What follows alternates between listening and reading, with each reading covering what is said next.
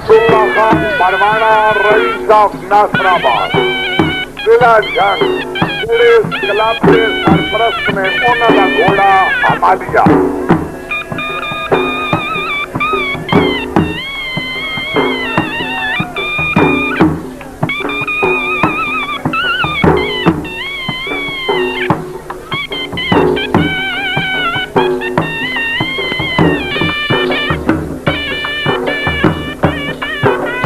मोहम्मदी हाजी आसमान Singh club of Pakistan,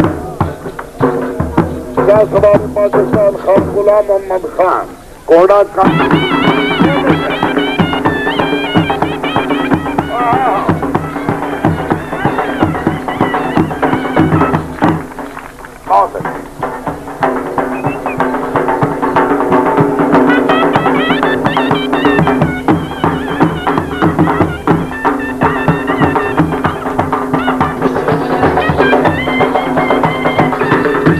बहुत अच्छे।